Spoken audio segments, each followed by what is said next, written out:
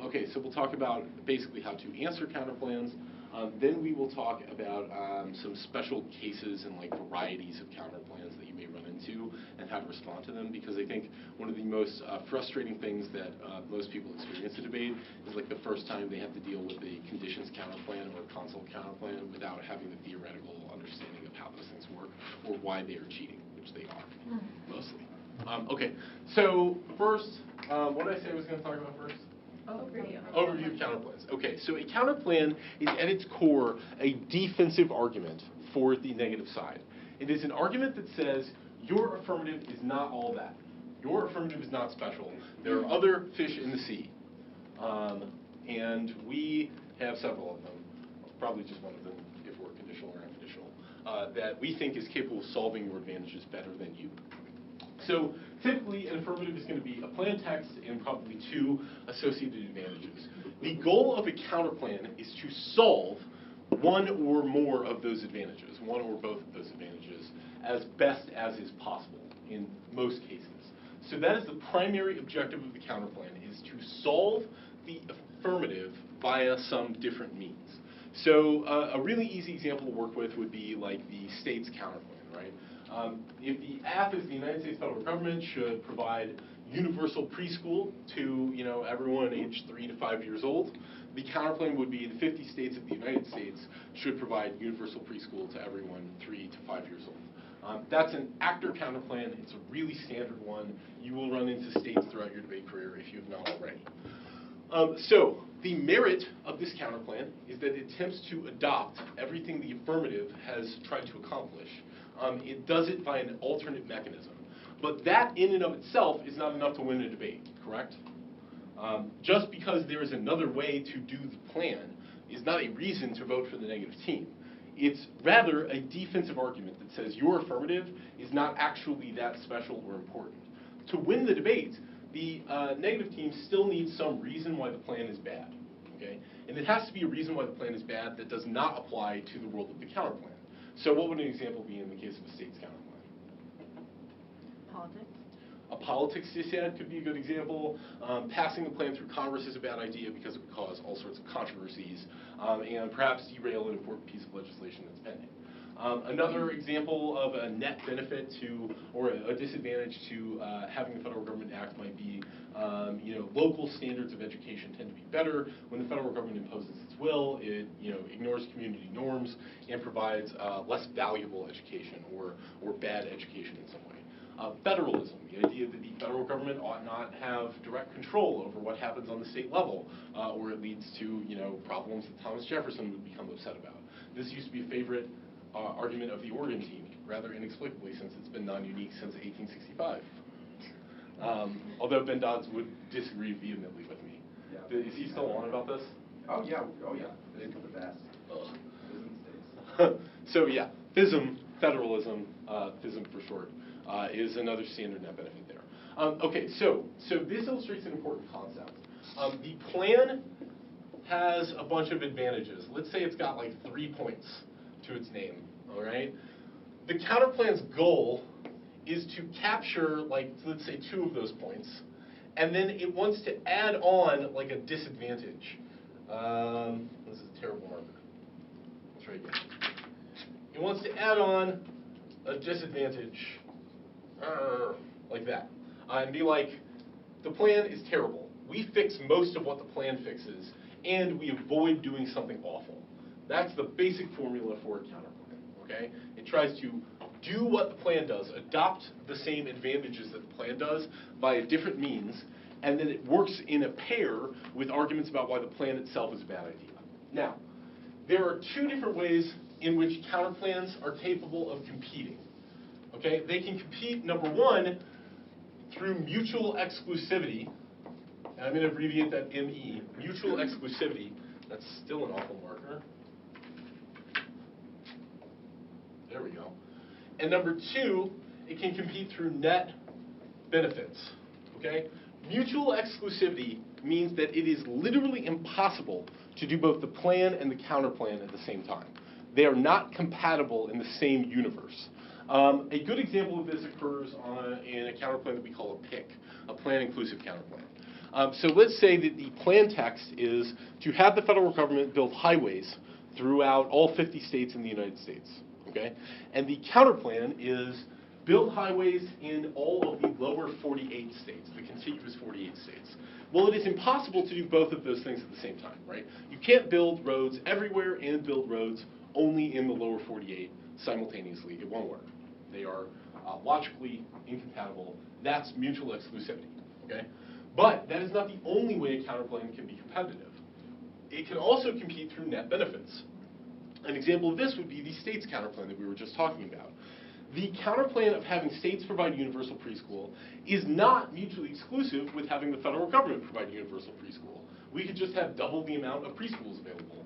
Some of them run by the feds, some of them run by the states. You can go to whatever you want. It's perfectly fine. Not mutually exclusive. But because of the politics dissad or the federalism dissad or whatever, it competes through net benefits.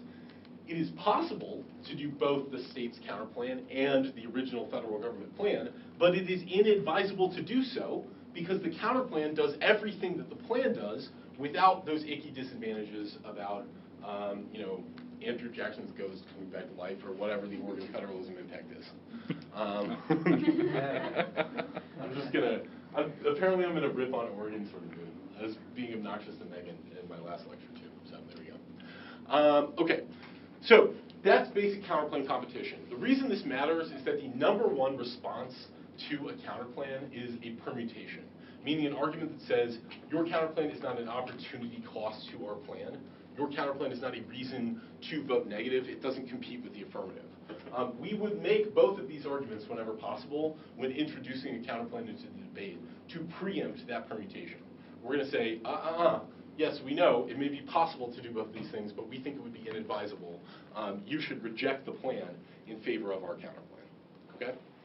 Does all of that make sense to everyone? Feel free to ask questions about this, because if you don't have a good grasp of this, then the rest of what I'm talking about will not make that much sense. Yes? You haven't dealt with the issue, and I'm a former high school and college debater, debate coach. I've been out of it for a long time and getting back into it. I've noticed that several of the counterplans that I've seen have been extremely topical. Would you speak to, somebody has said, oh, you can now have topical counterplans. Well, in the dark ages, all counterplans required to be untopical. Okay, interesting question, right. So, yeah, this is sort of an old debate theory, and it depends on how you interpret what the plan text does to the debate. A topical counterplan is a counterplan that affirms the resolution in a different way than the plan does. So let's say the plan text were to have the United States federal government build transportation, or the resolution is USFG should build transportation infrastructure in the United States. The plan is build a bunch of roads. The counterplan is build a bunch of railroads. Okay? The plan and the counterplan are meaningfully different, and they may compete on net benefits if the negative team has a bunch of reasons roads are bad, but trains are really awesome. However, that counterplan is still topical under the resolution, right? It is still an endorsement of the resolution in some way. So there is a theoretical argument that says the negative team should not be allowed to do this. That argument is now less fashionable in parliamentary debate, but it is one that can still conceivably win rounds. I definitely won a couple on topical counterplans back in my day. Although some people would make fun of me for that now. And would you also argue that if a negative, whatever happens in the theory, if you make a counterplan, negative loses presumption? Yeah, I think that that's probably true, although sort of a complex theoretical question that's unlikely to come up. I want to stick with topical counterplans, and then I'll jump to that for a minute. So here's the justification for why it is okay to have a topical counterplan. The idea is the resolution is like a circle, okay? And within this circle are all the possible plan texts that the affirmative could read that affirm the resolution, okay? That's the idea. So the reason topical counterplans may be justified is when the affirmative team reads the plan text, they are staking out a little bit of ground within this larger circle, okay? And they're picking this one particular idea that they're going to defend. We're going to defend building roads. That's the tiny circle in here. So the justification for topical counterplans is if the affirmative gets to pick any tiny point within this circle and they don't have to defend the whole circle, then anything they choose not to include in their plan should be fair game. That's the idea, at least. Like, if the affirmative team wants to debate this entire circle, then the negative team can't read a topical counterplan. They would have to be somewhere outside it. But if the affirmative team decides they want to shrink down and parametricize, it's called, within the topic, and pick out a particular thing, then the negative team should be able to read a counterplan that's over here, right? Because the affirmative has essentially redefined the scope of the debate. That's the justification, at least. You know, this has been a fairly extensive theory debate in both policy and parley. I'd refer you to some of Skip Rutledge's work for reasons why topical counterplans are bad. He is the director of forensics at Point Loma.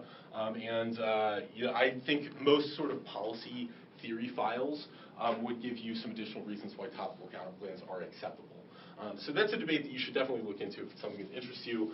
At least know the basic justification for why it's okay and why it's not okay, because it may come up. I think it's an interesting question.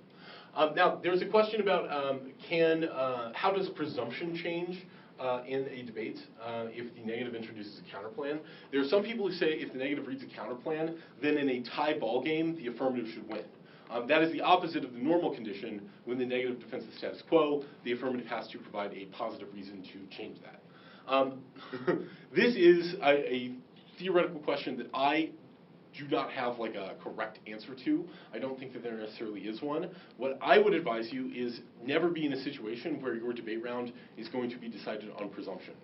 If that happens, it usually means that something has gone terribly wrong. You should have reasons why your plan is preferable to the counterplan, or vice versa. If you don't, then you're just going to have a headache, and your judge is really not going to like you if he or she has to determine whether presumption flips af or neg in the event of a counterplan. Okay.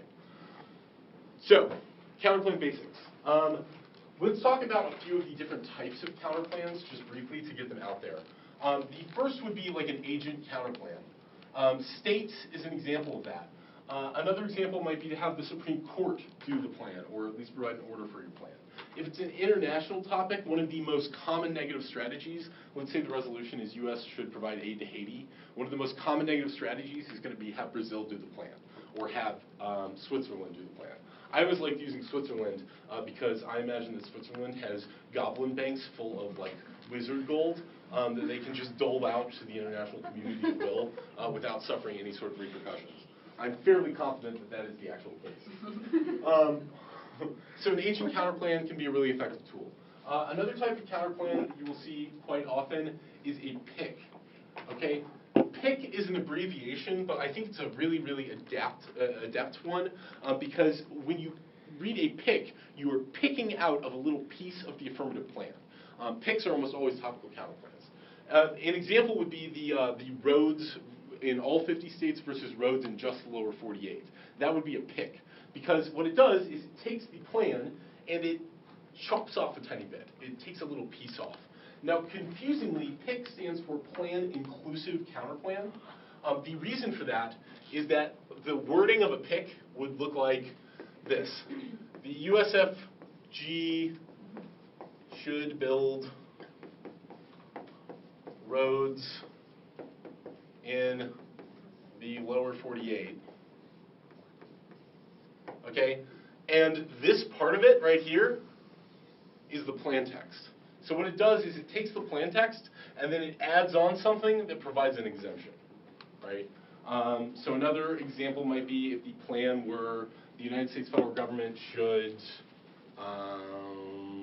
the United States federal government should regulate carbon emissions, should impose a tax on carbon emissions. A counterplan might be the United States federal government should put a tax on carbon emissions except for the steel industry. And then a whole bunch of reasons why taxing the steel industry would be uniquely bad and not necessary to solve for global warming, or something along those lines. Plan inclusive counterplan because it takes the plan text and it adds on an exemption. Okay? Plan inclusive counterplans are typically, at least from a functional perspective, we'll get into this in a minute, mutually exclusive. It is typically impossible to do both the plan and the counterplan in the same world at the same time if you are dealing with a PIC. Okay? PICs are theoretically questionable. They may be allowed, they may not be allowed. I think that that is a theory debate that has to occur on each separate resolution. So definitely worth looking into that debate. We'll get a bit more into it as we move forward. Another type of counterplan that you'll see often is an advantage counterplan. Okay? An advantage counterplan is sort of alienating to people the first time they see them. Most counterplans that you run into take the plan text and do some variation to it. right? An example would be, changing the USFG, changing the actor to a different actor, like the 50 states, or Haiti, or I don't know, whoever you want to have do the plan. Or if it's a PIC, right, it takes the plan text and it tacks on an exemption. An advantage counterplan is just a totally different way of fixing the problem that the affirmative is talking about. So an example of an advantage counterplan in real life, let's say the affirmative is a global warming app, and they're like, we should put a tax on carbon emissions, our advantage is global warming, we have to save the whales, and blah, blah, blah. The negative could come along and say, counterplan, we think that we should paint all of the roads white. Because this has been a policy proposal by the Secretary of Energy, that if we paint all the roads white, we'll reflect enough sunlight that it offsets the extra heat trapping effects of all the carbon dioxide. So what that does is it's just an alternative means that's totally unrelated to the plan of fixing the problem suggested by the affirmative. Okay? Yeah. Do advantage counterplans have that benefit? Absolutely. They have to, right? Because an advantage counterplan will pretty much by definition never be mutually exclusive with the plan. It will always be possible to put on a carbon tax and paint roads white. There's no reason those two things compete with one another naturally. So in order for the negative to win, they will need to say we should paint all the roads white, and here's why a carbon tax is a terrible idea, right? Yeah. On painting the roads white, do you still have to do the lower 48 to make sure it's mutually exclusive? Because that sounds like a pretty permeable thing. Okay, we'll paint the roads white too. So glad you asked, because this is the key sticking point, right? A counterplan does not have to have both of these. It doesn't have to be both mutually exclusive and net beneficial in order to be competitive. It has to have one of them, okay? So in that case, it is totally permeable to say, put in a carbon tax and have pave the roads white, right? But the negative team is going to argue that it would be a bad idea to do both of them, because the counterplan by itself is sufficient to fix global warming, and doing the counterplan by itself doesn't cause all sorts of other problems like overtaxing corporations, okay? So in order for a counterplan to be competitive, it must either be mutually exclusive, i.e. impossible to do with the plan, or it must be better to do the counterplan by itself than in combination with the plan. Okay, so let them permit if they want to. Exactly. Okay. They're going to read a permutation. Yeah. In fact, they should. Almost all the time, the affirmative team will find some way to read a permutation against your counterplan. The goal is not necessarily to win that that permutation is theoretically illegitimate, but rather that that permutation is a bad idea. Sure, we can do it. We don't want to. Yeah. Couldn't you just argue legislative intent? What do you mean? Well, if legislative intent is a plank in every plan, couldn't you just argue that whatever the counterplan is could be fiated in by legislative intent? Okay. Well, that is an interesting question, and one I haven't actually considered before. So here's what I would say. I think when the affirmative team defends a plan text, they decide to defend a particular policy option, I think they're pretty much stuck defending that policy option. And just because legislators who were actually passing policy in real life might be willing to incorporate other means of achieving the same goal into their legislation, that doesn't mean that the affirmative team gets to claim all other ideas as their own. Right? Because the affirmative team ultimately has to defend the resolution, and they have to defend their plan as a good idea in and of itself. So if they get to just say, well, legislators would hypothetically be okay with your counterplan as well, because it attempts to achieve the same goal, then like no counterplan would really be effective as long as it solved the affirmative. They would be able to use that to mitigate all negative counterplan options. You could use it for a topical counterplan, though. Conceivably, it could be an argument that would like support a topical counterplan, or like the permutation of a topical counterplan. I think the case is stronger there. But again, that goes back to how we interpret the plan text. Is the plan text an example of why the topic is true, or is the plan text an advocacy that has been developed from the jumping off point of the resolution? I think your answer to that question depends on your answer to the prior question. Yeah. Back to the roads white again on the advantage. This is a strategic question. So if you go ahead and say, we're going to paint the roads white, and then do this entire minute on your advantage on why the roads are going to help global warming and mitigation of carbon emissions and all that stuff, couldn't they just perm that advantage, and then both of you have that advantage in both sides, and there's really no way to make that advantage mutually exclusive since you're all both doing the same thing in the end? Okay, good question. Here's the answer. The counterplan must always compete because the plan is bad, right? If the reason that your counterplan is supposed to be preferable to the affirmative is that your counterplan has an extra advantage, an extra reason why it's good, like let's say the affirmative or the counterplan team has an advantage that's like white roads are prettier and more aesthetically pleasing. In that case, the permutation would totally capture the prettiness advantage and would render it moot, right? It would apply to both sides equally. However, if the counterplan competes on an argument that says that implementing a carbon tax would be devastating to the U.S. economy, well, the permutation still includes that carbon tax, so the permutation still causes that disadvantage, okay? So if it's an advantage to the counterplan, then the permutation captures it. If it's a disadvantage to the plan, then the affirmative team is stuck with it. They can't weasel out. But they can keep your advantage. Yes. Okay. Yeah, sure. Yes, that's why you probably wouldn't read an advantage to a counterplan in most situations. You would just read disadvantages to the plan that do not apply to your counterplan. Okay. Make sense? Yes. Cool. There are some exceptions to that rule that we may be able to talk about in a few minutes, but we'll see if we get there. Okay.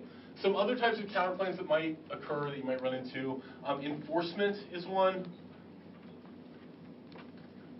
An enforcement counterplan says, hey, your plan's a pretty good idea, but the means by which you accomplish it are bad. This comes up in a lot of like executive agency type debates, like if you're going to regulate the financial sector, do you want the Securities and Exchange Commission to do it, or do you want the Federal Trade Commission to do it? The negative team might have disads to having the SEC do the plan, and then they'll say counterplan, your basic idea, but with a different agency in charge of it, or something along those lines. That's something similar to an agent counterplan, but a bit different. We might understand that to be a type of process counterplan. Yeah. And if you're running that, you have to ask the question during the plan, how is this going to happen? And when they say normal means, you have to say, oh wait, what does that mean?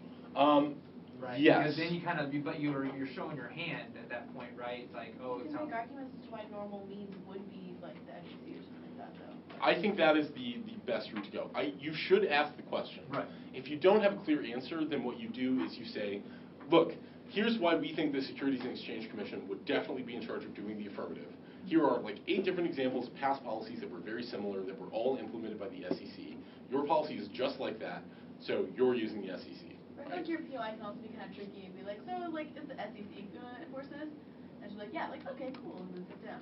There you go. So it's not showing your hand, it's just, Okay. At least that's live. Yeah. If you are really, really paranoid about showing your hand, it usually means that your strategy is not that good, Okay. right? Because if your strategy, well, What? I mean, if you're showing your because if your strategy is dependent on the other team like accidentally stumbling into a trap, then like your strategy is probably cheating in some way, at least a little bit. I'm not saying that I've never done that.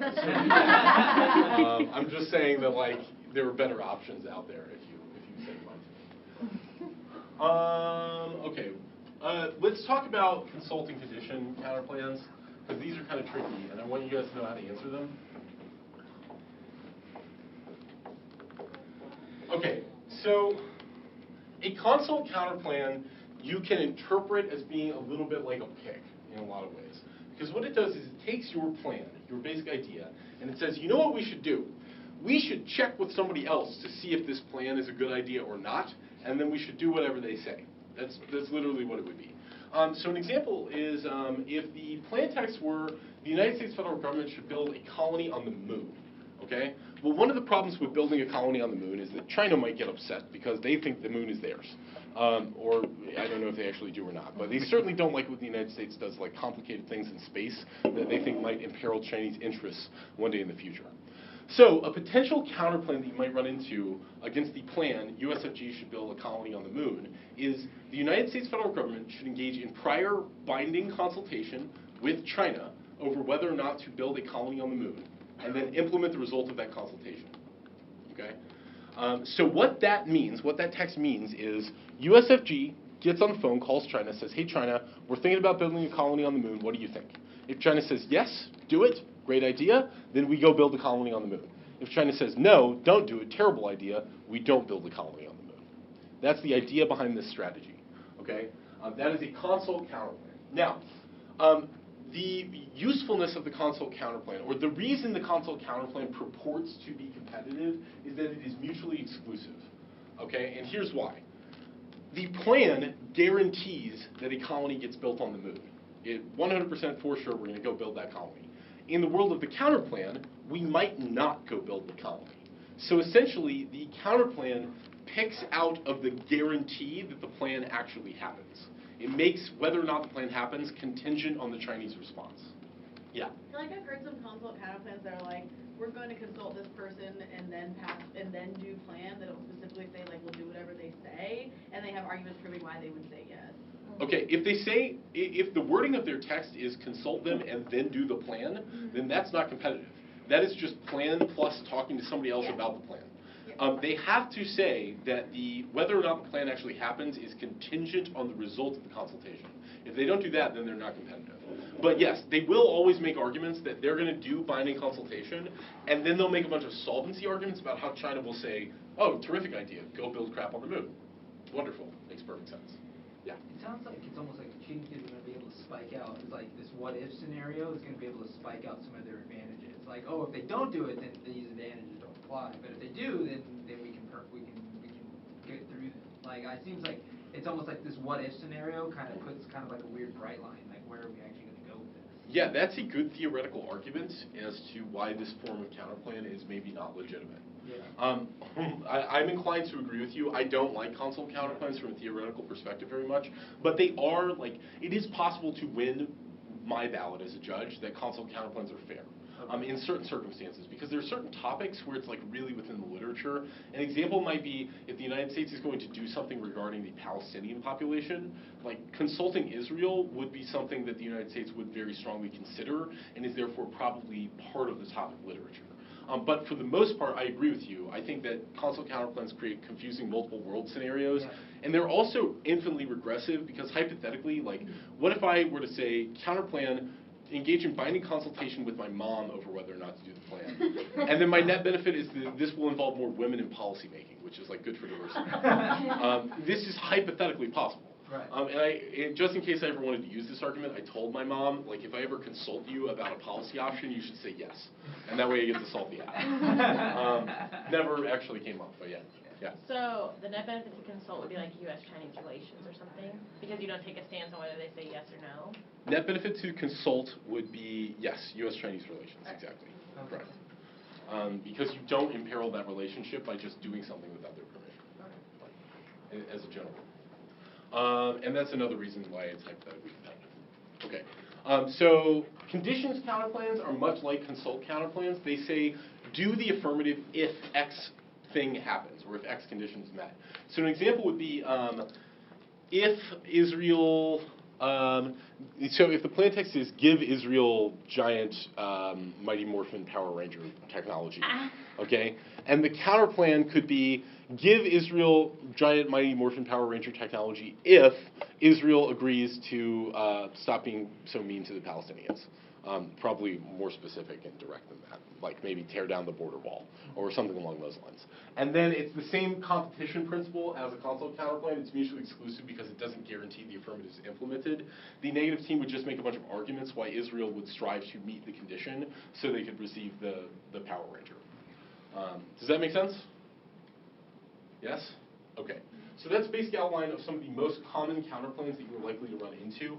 Let's talk about how to answer them.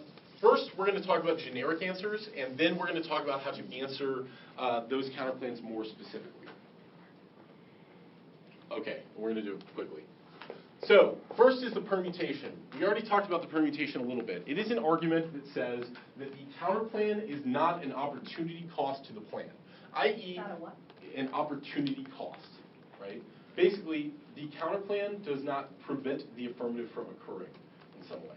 So if it's possible to combine the two of them, then the counterplan would not be a reason by itself to reject the affirmative. That's the idea.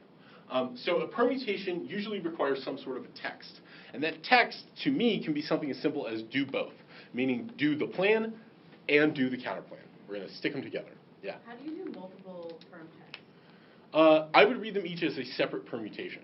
So I would say perm do both, perm do the counterplan, etc. as sort of separate arguments. I feel like I always only run perms as like do both. I don't understand what other perms would be. Ah, okay. Okay. we'll get to that. Okay. I want to just establish the principle first. There's an important element to permutations, okay, that you need to understand. A permutation in virtually all circumstances will require a net benefit to it. Okay, just like a counterplan has a net benefit of a disadvantage, the permutation needs some sort of net benefit as well. It needs some reason why the permutation is a good idea. So here's an example. If the plan is to have the United States send a bunch of food aid to Haiti, and the counterplan is to have Switzerland send a bunch of food aid to Haiti, then the net benefit to having both the United States and Switzerland send food aid to Haiti is what? More money. Twice as much food, or twice as much money, right? Pretty intuitive. There might also be a net benefit about Switzerland and the United States cooperating together more effectively, okay? Or let's suppose that the disadvantage to having the United States send food aid to Haiti is that the United States is that the Republican Party is going to get really upset that we're spending money on foreigners instead of Americans, okay? This seems like something they might get upset about. So the net benefits to having both Switzerland and the United States do it might be that the Republicans don't want to get shown up by a bunch of Swiss people coming in and intervening in the Western Hemisphere in the United States backyard. It becomes like a national pride issue for the Republicans to send aid money to Haiti if the Swiss are doing it already. Okay? So that would be a reason, and this is an argument you always want to make if you have the opportunity, that the permutation solves the disadvantage. Okay? The permutation solves the disadvantage.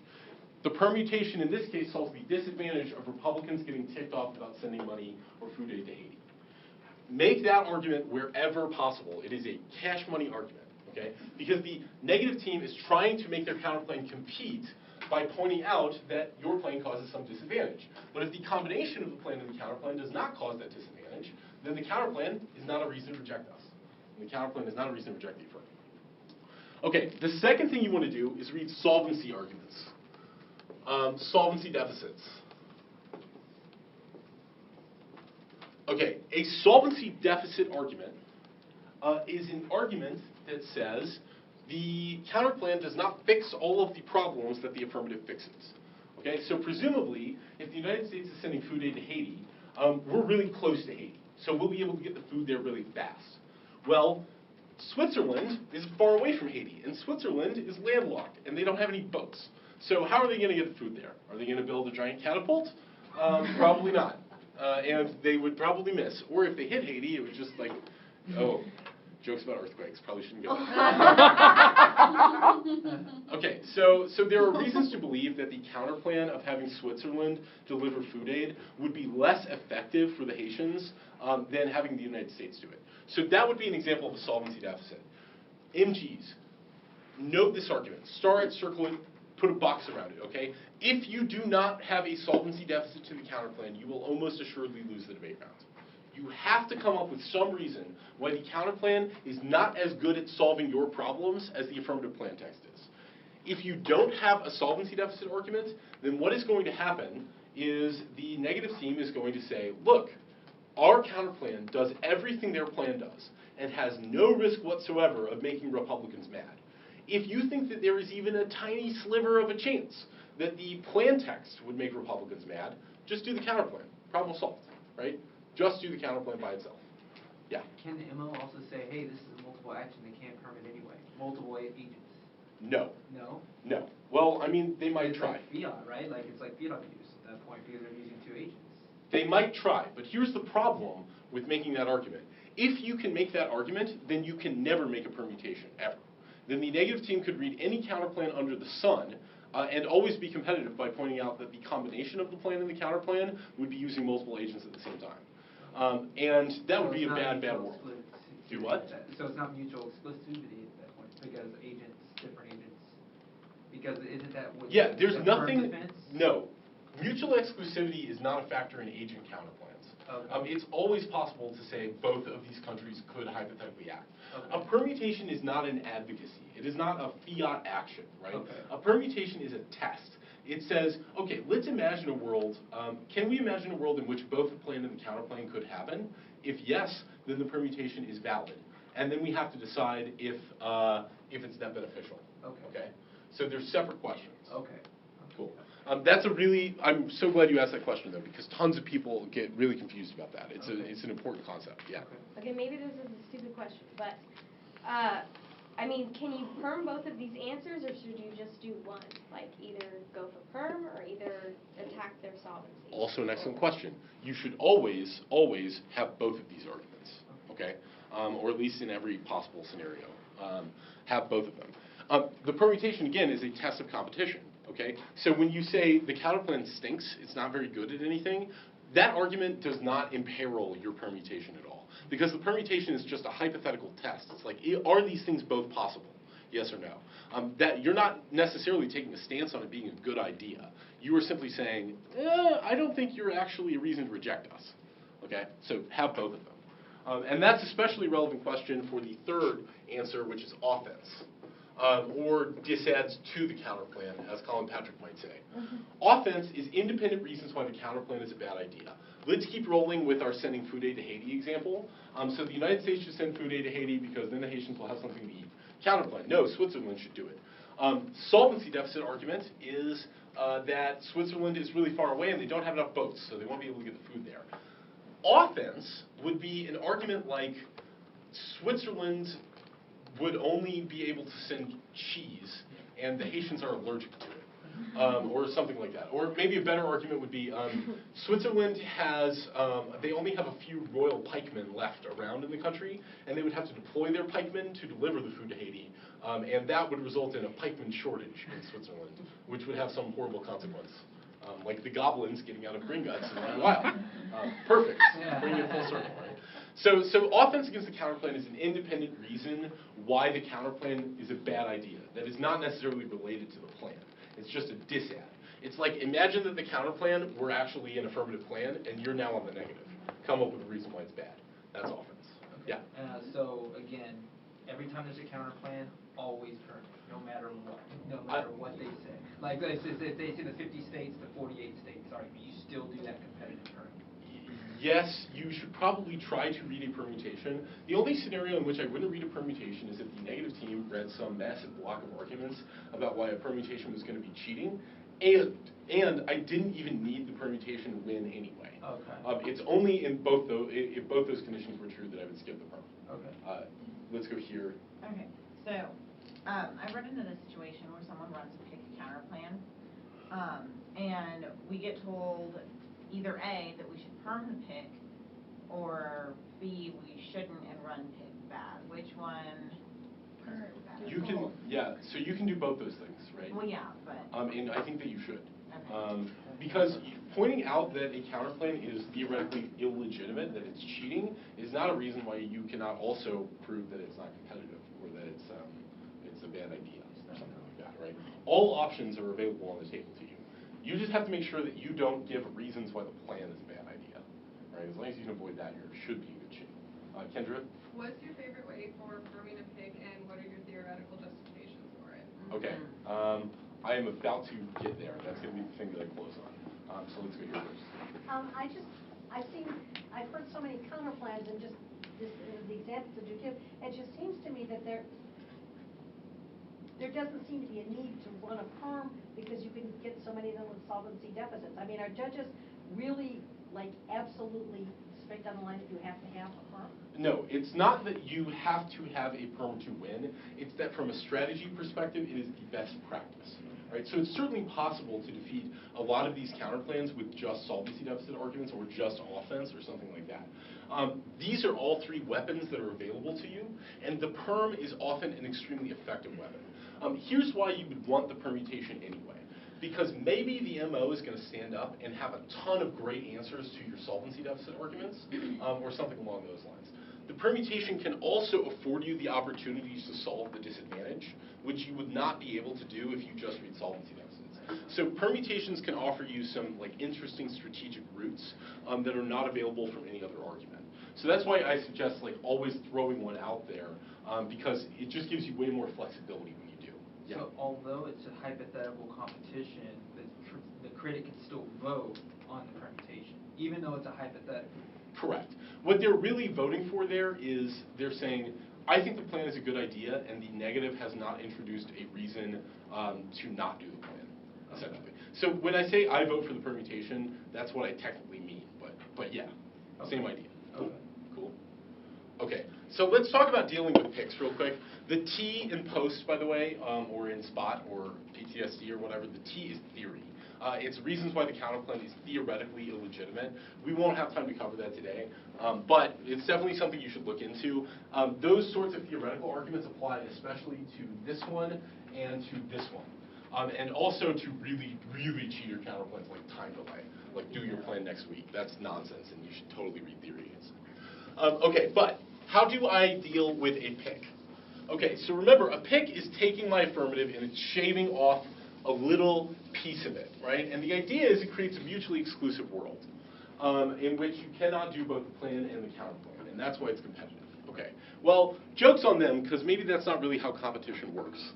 Maybe everything I've told you is a lie, and you should actually care about textual competition. Okay, so roll with me on this for a second. Remember our plan text, the U.S. should build roads. Okay, and functionally, we know this means that the United States should build roads in all 50 states, okay? And what the pick is going to do is it's going to like slice off a little corner, functionally speaking, and say we're going to build roads in all 50 states except this would be like Hawaii and Alaska, right? Over here in this corner. We're just not going to do that little chunk of your plan. That's one way of looking at it. Here's another way of looking at it. If you look at the text, the words in the plan itself, right?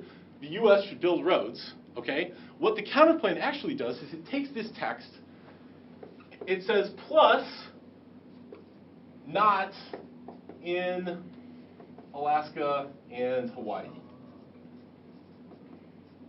Or it says plus in the lower 48, right? Whichever way you prefer to word it.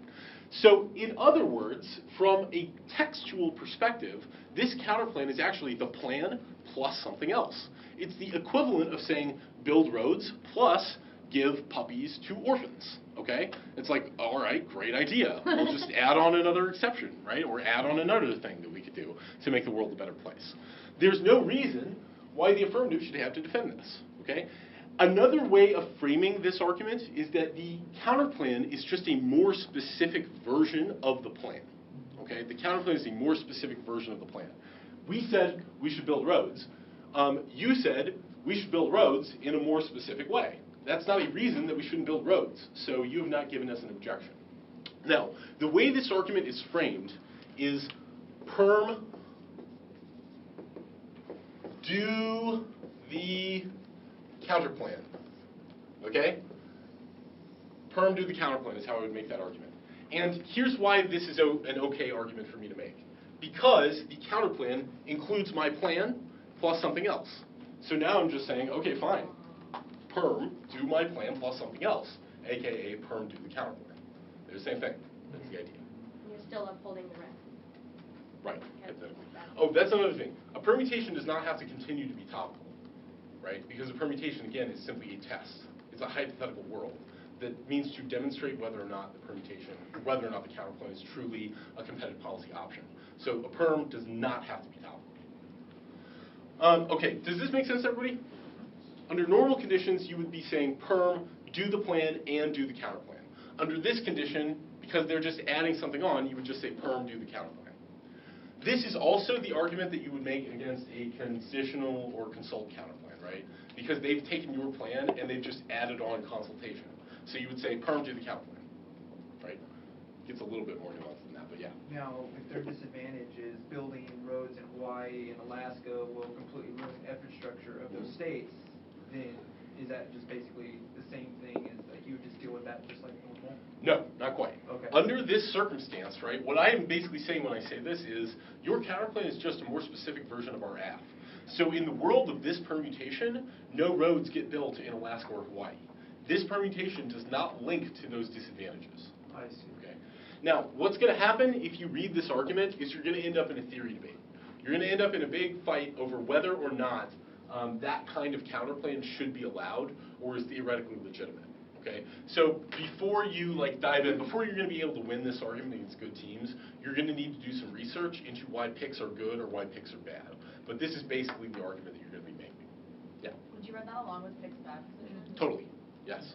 In fact, many people read this argument on the voter level of PIC's bad, right? They'll read an interpretation violation, a bunch of reasons why PICs are bad, and then they'll say, and PICs justify perm due to the counterplan, because that's sort of the theoretical justification for it. Yeah, makes sense. Okay, one final point that I wanted to make. I don't remember what it is.